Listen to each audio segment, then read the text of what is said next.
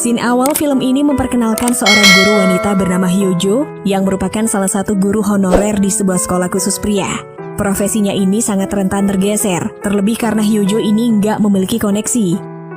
Hidupnya juga sangat sulit karena pekerjaan yang tak tetap ini. Untuk dapat memperpanjang kontrak, Hyojo nggak boleh menikah ataupun hamil sebelum kontrak barunya selesai. Tetapi situasi mulai membaik ketika dirinya diminta untuk menjadi wali kelas menggantikan seorang guru tetap yang sedang cuti melahirkan. Nah, singkat cerita saat Hyojo mulai mengajar di kelas tersebut, dia menyadari bahwa seorang murid bernama Jae-ha ini nggak pernah mengikuti kelas malamnya. Ternyata setiap malam Jae-ha selalu berada di ruang gedung olahraga. Setelah kelas malam selesai, Hyojo pun mencoba menemui anak tersebut. Hyojo memberitahukan bahwa sekarang dialah yang menjadi wali kelas. Hyojo juga menanyakan kenapa si Jae-ha ini selalu tidak mengikuti kelas malam dan malah berada di gedung olahraga. Ternyata Jae-ha sedang mempersiapkan diri untuk mengikuti sebuah kompetisi tari balet. Selain itu, kondisi keluarga Jae-ha yang pas-pasan membuat dia tidak bisa mengambil kelas khusus tari dan hanya bisa berlatih sendiri di gedung olahraga. Setelah mendengar alasan itu, Hyojo pun memakluminya. Suatu ketika datang seorang guru baru nih bernama Hae-young. Dan ternyata dia adalah junior Hyojo saat masih kuliah. Hae-young sendiri adalah sosok wanita yang bisa dikatakan memiliki hidup yang sempurna. Selain cantik dan modis, dia juga rupanya anak dewan sekolah. Ini menjadikannya mendapat perhatian istimewa dari banyak orang. Dan Hyojo tidak menyukainya.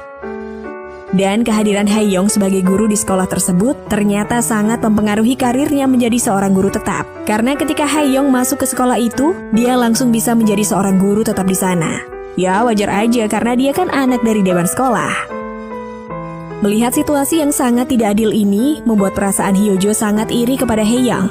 Ketika para guru sedang melakukan perayaan atas kedatangan Hae-young di rumah makan, tiba-tiba Hyojo memutuskan untuk pergi dari tempat itu. Kemudian Hyojo kembali ke sekolah untuk melihat Jae-ha yang tengah berlatih di gedung olahraga. Saat dia sampai di gedung tersebut, rupanya Jae-ha ini tengah tertidur dan terlihat banyak botol minuman yang sepertinya ia habis mabuk. Ketika Hyojo mendekatinya, secara tiba-tiba Jae-ha langsung memeluk dan menciumnya. Hyojo yang sangat syok dengan apa yang dilakukan muridnya, hanya bisa terdiam lalu mengantar Jae-ha pulang ke rumahnya.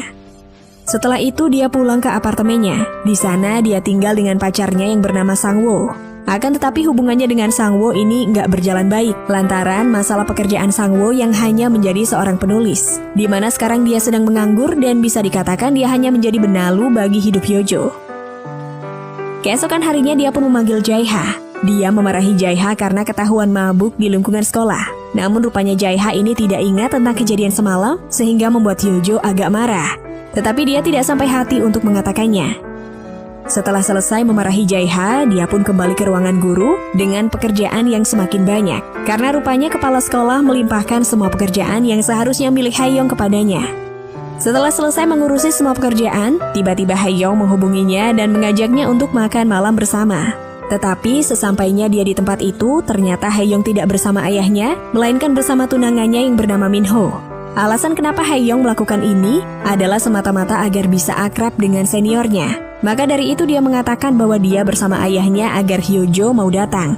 Setelah selesai makan, Min-ho pun memberikan sebuah hadiah untuk Hyojo.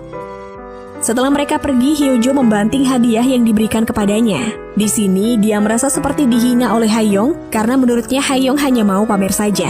Tapi sebenarnya perasaan Hae-young ini tulus, di mana dia ini hanya ingin dekat dengannya sebagai seorang senior di tempat kerjanya. Karena dari awal ini Hyojo tidak menyukainya, maka yang ada hanya perasaan dengki tanpa melihat sisi baiknya.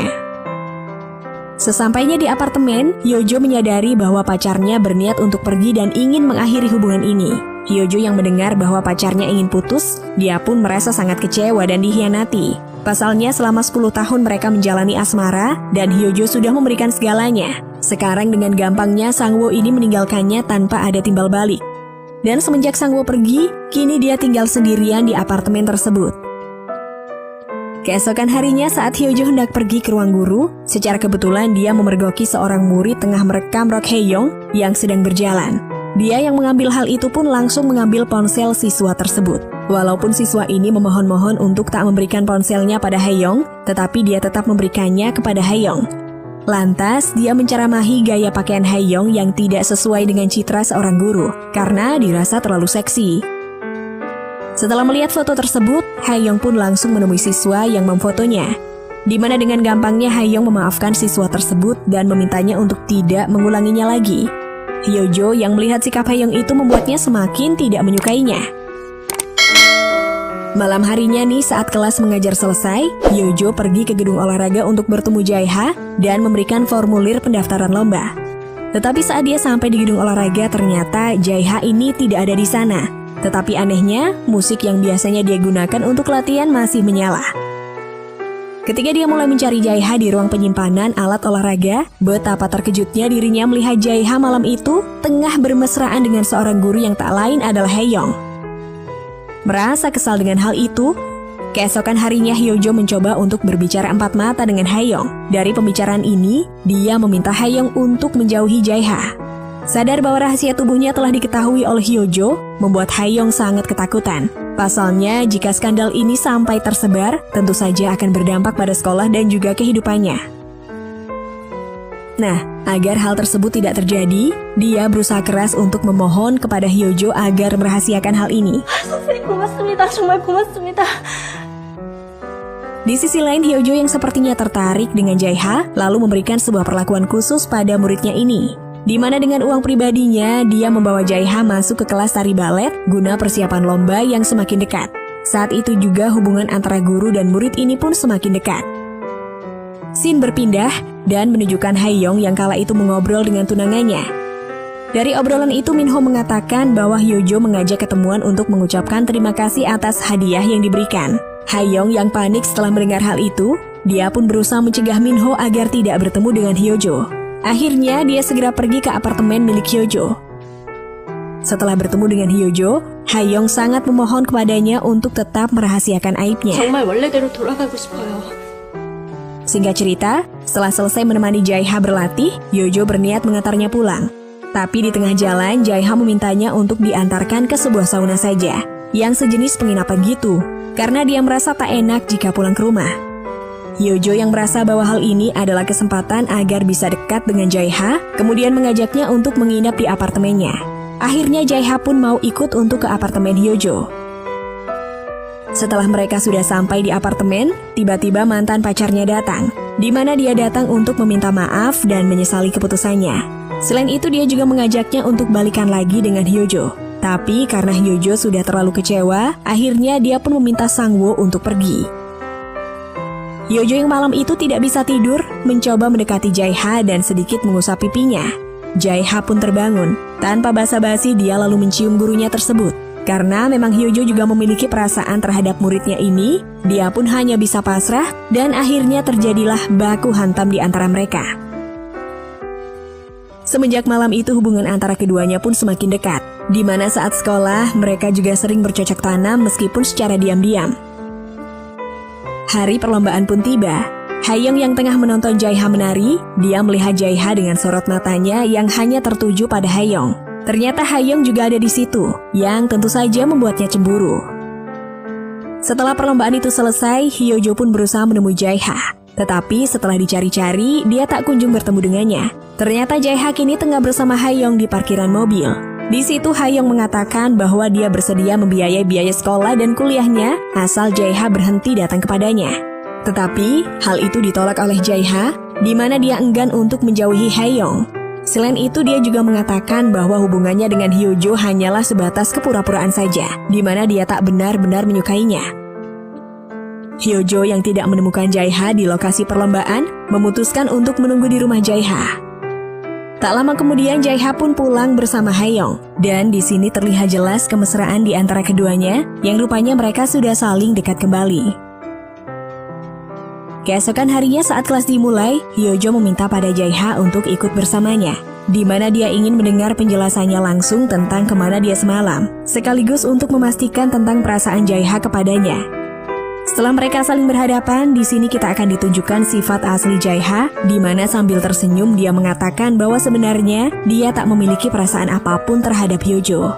Selain itu dia juga mengatakan bahwa tujuannya dekat dengan Hyojo hanyalah untuk mendapat keuntungannya saja, yaitu perlakuan khusus dan uangnya.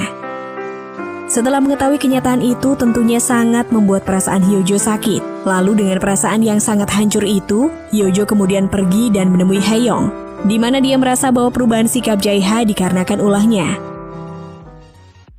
Setelah saling berhadapan dan bicara empat mata, Hyojo kemudian mulai mengeluarkan senjata andalannya, di mana dia mengancam akan menyebarkan skandal dirinya dan Jae-ha jika dia masih tetap dekat dengannya.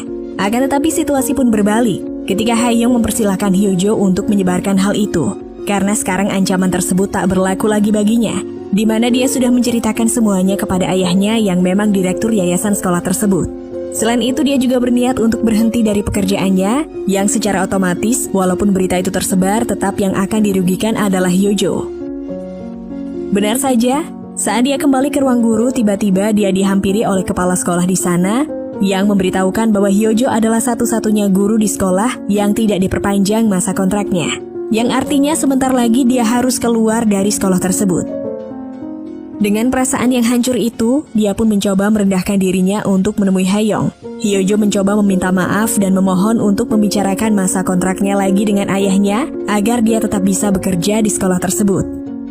Melihat Hyojo yang sampai bersimpuh kepadanya, akhirnya Haeyoung mau memaafkannya. Dia juga mengatakan bahwa dia akan membicarakan masalah kontraknya lagi dengan ayahnya. Setelah itu Haeyoung pun mengajak Hyojo ke apartemennya. Karena karirnya sudah diselamatkan olehnya, mau tak mau Hyojo pun melayani Haeyoung seperti memasak dan membuatkan teh. Sembari Hyojo memasak, Haeyoung pun bilang kalau dia deketin Jae-ha cuma untuk main-main saja. Dan tahun depan dia akan menikah dengan tunangannya dan akan pindah ke Kanada. Haeyoung juga nyeritain omongan Jae-ha yang bilang kalau Hyojo cinta mati sama dia sambil tertawa. Dengan santainya dia pun izin rebahan sebentar. Wajah Hyojo tampak dipenuhi dengan amarah. Tiba-tiba Hyojo berjalan menuju Haeyoung yang sedang rebahan. Lalu dengan amarahnya dia menyiramkan air panas yang sudah mendidih tepat ke wajah Haeyoung, sampai akhirnya dia terbaring tak bergerak. Lalu dengan HP milik Haeyoung, dia mengirim sebuah pesan pada Jae-ha dan memintanya untuk datang ke apartemennya. Jae-ha yang menerima pesan itu langsung pergi ke apartemen Haeyoung. Jae-ha sontak kaget ketika melihat Hyojo di apartemen Haeyoung. Hyojo langsung bilang kalau Haeyoung cuma memanfaatkan Jae-ha tanpa ada rasa cinta, sedangkan dirinya benar-benar mencintai Jae-ha.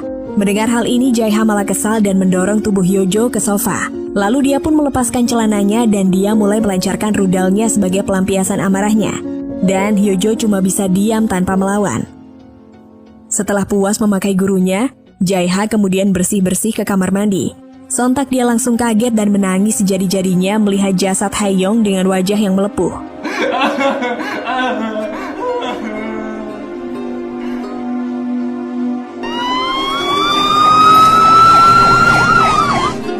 Beberapa hari kemudian tampak Hyojo sedang santai ngopi di sekolah. Sementara dari kejauhan terdengar suara sirine mobil polisi. Meski demikian wajah Hyojo nampak tenang, seperti tidak terjadi apa-apa sebelumnya. Sepertinya dia sudah siap dengan apa yang akan terjadi berikutnya.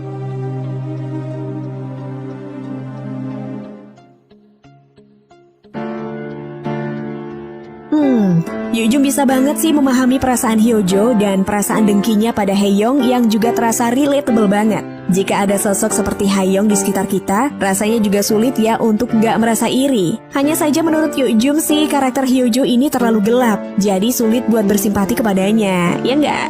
Yang bikin Yujum ini kurang srek sih ketika Hyojo yang begitu cepat menyukai Jae-ha. Akan lebih masuk akal jika Hyojo ini melakukan affair dengan Jae-ha semata karena ingin membalas dendam pada Haeyoung dan mungkin juga karena simpati, bukan karena memang benar-benar menyukainya.